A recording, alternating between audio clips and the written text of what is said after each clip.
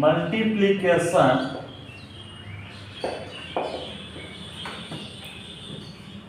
of two matrices, multiplication of two matrices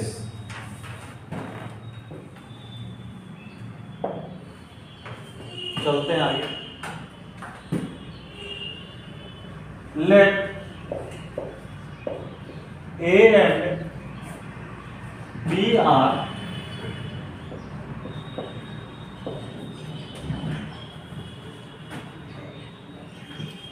two matrices. Let A and B are two matrices. Then A cross B is defined as A cross B is defined as if number of columns of A equal to number of rows of B. Number of columns of A equal to number of rows of B.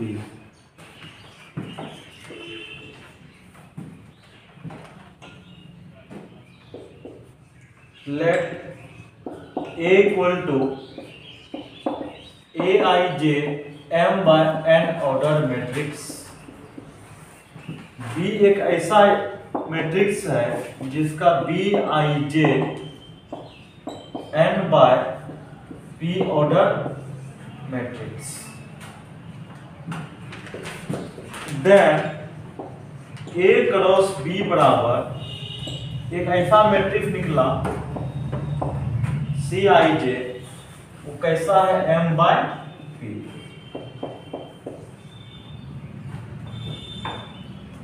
इसका rough लिखते हैं।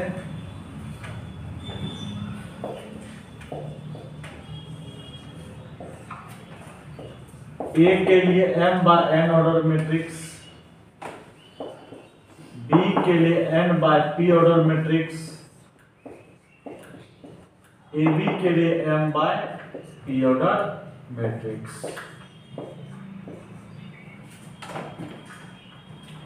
इसका process होगा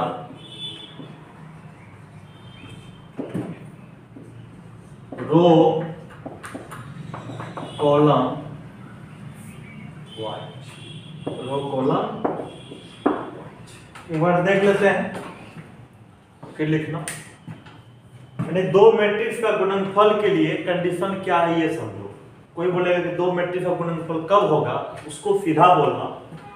A B का मतलब होता है number of columns of ए, यानी मैट्रिक्स ए का कॉलम का संख्या बराबर होना चाहिए number of rows of B, B matrix के रो के संख्या का। पहला मैट्रिक्स का कॉलम की संख्या, दूसरा मैट्रिक्स के रो की संख्या, दोनों क्या होना चाहिए, बराबर होना चाहिए। बराबर अगर है तो ए बी डिफाइंड है, अगर बराबर नहीं है ए बी डिफाइंड नहीं है। तो ए बराबर ए आई जे एम बाय एन मैट्रिक्स मान लिया अपने मन से। बी बराबर ऐसा मैट्रिक्स है, वह कैसा है, N by P, N by P. तब कहेंगे ए क्रॉस बी निकालो। क्या कहेंगे, ए क्रॉस बी। तो कुछ ना कुछ तो मल्टीप्लाई होकर निकलेगा। उसका नाम मान लिया क्या है, सी आई जे। क्या नाम है, सी आई जे। वो कैसा मैट्रिक्स बनेगा, M by P, M by P. अब देखो यहाँ पर रफ के लिए तुम गौर से देखा होगा तो यहाँ पर देखो पहला मैट्रिक्स का क्या है, कॉलम की संख्या, दूसरा मैट्रिक्स का रो का संख्या हम लोग क्या लिए हैं, बराबर, तब ना डिफाइन होगा। तो रफ में देख सकते हो ए का क्या है, M by N order, B का क्या है, एन बाय पी ऑर्डर। अब हमको क्या निकालना, ए क्रॉस बी। तो ए बी जो निकलेगा, जो दोनों ऑर्डर जो सेम दिखाई पड़ता है ना, वो ऑलरेडी क्या होगा, खत्म हो जाएगा। अब क्या बचा, एम बचा, यहां लिख देना है, पी को यहां लिख देना है। ये लेकिन ऑलरेडी तुम्हारा दिखाई पड़े, एग्जांपल लेंगे ना तब ज्यादा क्लियर होगा। प्रोसेस क्या है, रो कॉलम वाइज। प्रोसेस क्या है, रो कॉलम वाइज। पहला रो लेंगे, तब क्या करेंगे, कॉलम से मल्टीप्लाई करेंगे। जब तक सवाल नहीं बनाएंगे तब तक 100% क्लियर नहीं होगा। अभी पता चला ना कि गुना होने का फर्क क्या है, पहला के कॉलम की संख्या दूसरा के रो की संख्या बराबर क्या होना चाहिए, दोनों बराबर होना चाहिए।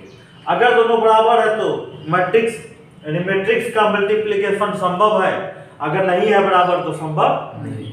ये अभी कंडीशन सीखे। अब गुना कैसे होता है वो सीखेंगे अभी, समझ गया, लिखो थोड़ा सा।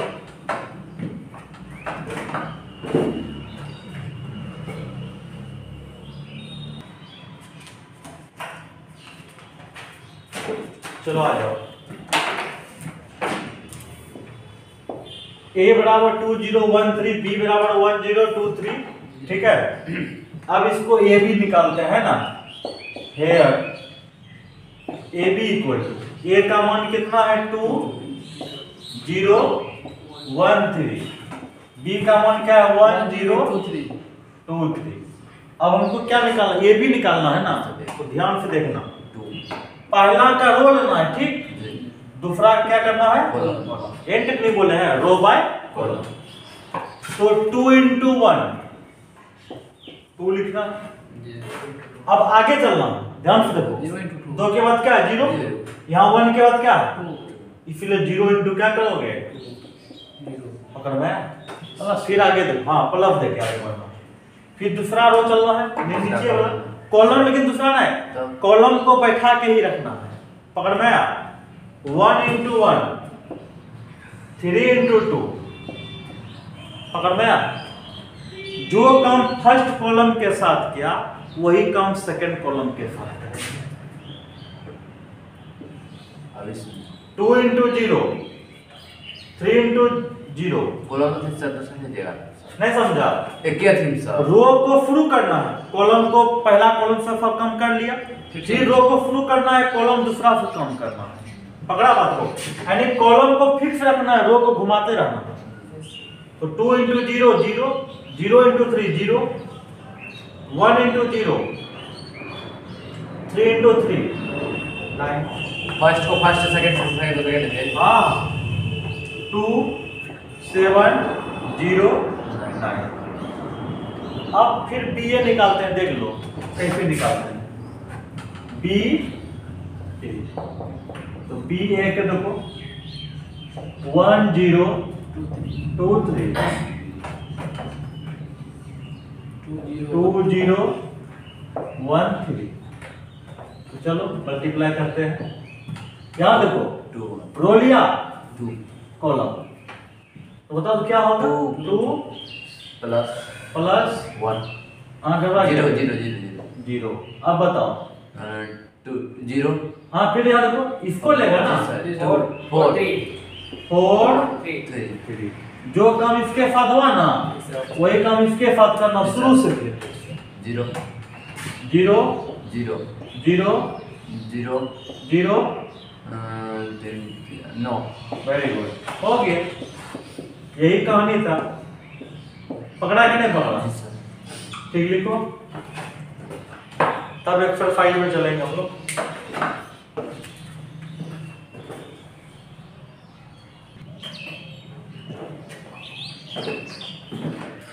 चलो आ जाओ, ए बराबर दिया हुआ है 2 4 3 2, बी बराबर 1 3 - 2 5, सी बराबर -2 5 3 4। अब ए प्लस बी निकालना है, ए प्लस बी कैसे निकालेंगे, ए को लिख देंगे, बी को लिख देंगे, दोनों को जोड़ देंगे, 2 + 1 4 + 3 3 - 2 2 5 आंसर, हाँ। अब ये माइनस क्या है, बी 2 4 3 2 -1 3 - 2 5, राइट।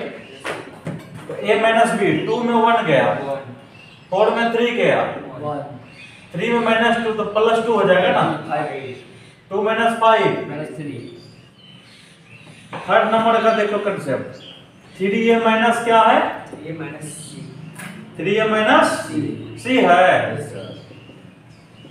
a का नाम बोलो 2 4 3 2, c का नाम बोलो -2 5 -2 5 3 4। ध्यान से देखो 6 12 9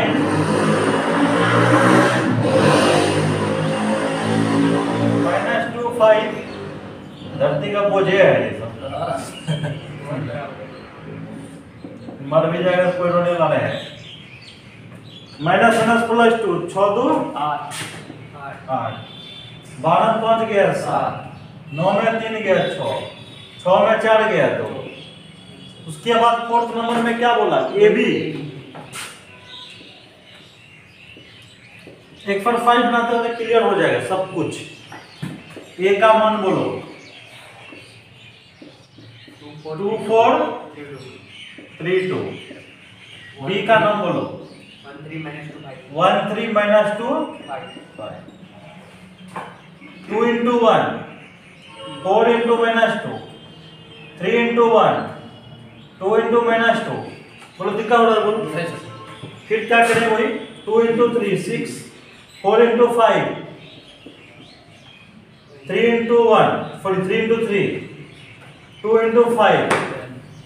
जब डायरेक्ट नहीं हो तो बाउंड्री लगा लगा के बनाना है, लेकिन बनाना जरूर है, छोड़ना नहीं है सवाल को। -6 2 26 9। अब चलेगा फिफ्थ नंबर है ना, फिफ्थ नंबर में क्या है, b इंटू यही ना है, बोलो ना 1 3 -2 5, a का मान 2 4 3 2। चलो मल्टीप्लाई करते हैं, 1 into 2 3 into 3 minus 2 into 2 5 into 3 4 6 8 10 11 11 10 बोलो कोई दिक्कत। चलो फैक्ट में याद रखना। हाँ बोलो कहाँ बोलो 6 minus 4 3 minus 4 a into b 3 minus 4 इसमें देख लेते हैं 3 into 1 2 into -1, ठीक है ना। अब देखो फैक्ट में दो बात याद रखना, अगर ए आई कहीं लिखा हुआ है ठीक, या आई ए लिखा हुआ है, जानते हो फाइनली क्या होगा, मैट्रिक्स ए। क्योंकि मैट्रिक्स ए में अगर आइडेंटिटी से गुना करोगे उसका मान क्या हो जाएगा, मैट्रिक्स हो जाएगा। क्यों, आइडेंटिटी का मतलब यूनिट मैट्रिक्स होता है ना, इसीलिए ये से किसी में गुना करो कोई फर्क पड़ेगा नहीं पड़ेगा। अपना मन से कोई एग्जांपल ले सकते हो, a plus b into C रहे, A B sorry A C plus अगर मान लो a into B plus C रहे, कोई दिक्कत नहीं है, ए बी प्लस ए सी। अगर मान लो कहीं लिखा हुआ ए बी इंटू सी, ए को बाहर करके बी सी लिख सकते हो। बात समझ गया, यहां तक लिख लो पहले तब आगे बढ़ते हैं।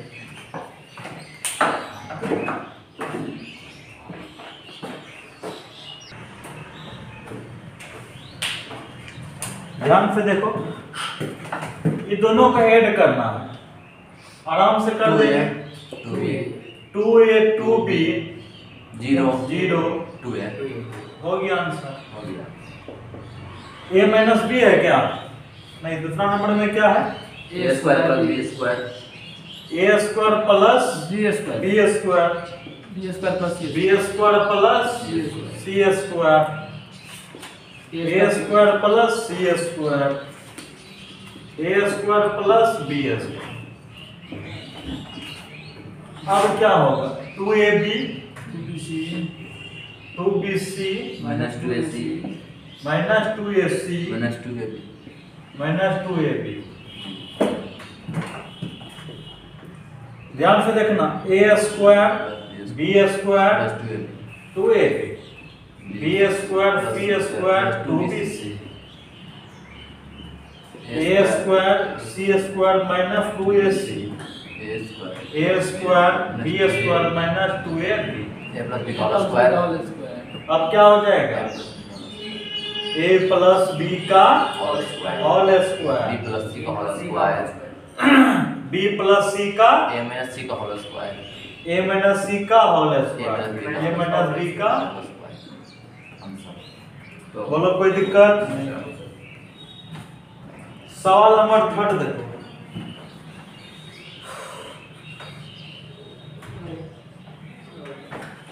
सवाल नंबर 3 यहाँ लिखते हैं, दिखाई पड़ रहा है? देखो तो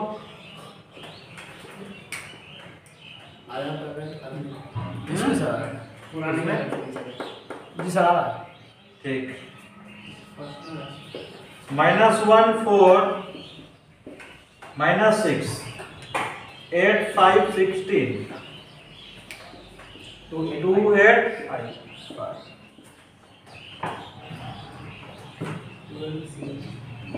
12 7 6 8 0 5 3 2 4 जोड़ेंगे 11 11 0 16 5 5 21 21 5 5 10 10 9 9। आंसर सवाल नंबर 4 उसी का है ना।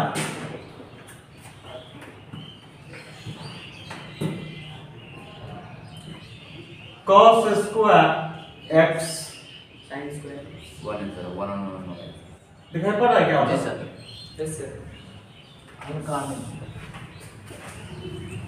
थोड़ा नीचे करके एडजस्ट कर दीजिए थोड़ा सा। ठीक है, अब तो ठीक है। 1 cos square x sin square sin square x sin square x cos square x plus sin square x cos square x cos square x sin square x। बोलो कोई दिक्कत? अब ऐड करना है तो क्या दिक्कत है? cos square x plus sin square x, फिर sin square x plus cos square x, sin square x plus cos square x, cos square x plus sin square x। बोलो कोई 1 दिक्कत? 1 1 1 1 1 1 आंसर और ये आंसर आज तक इतना ही रहने दो, फिर नेक्स्ट लेक्चर में बाय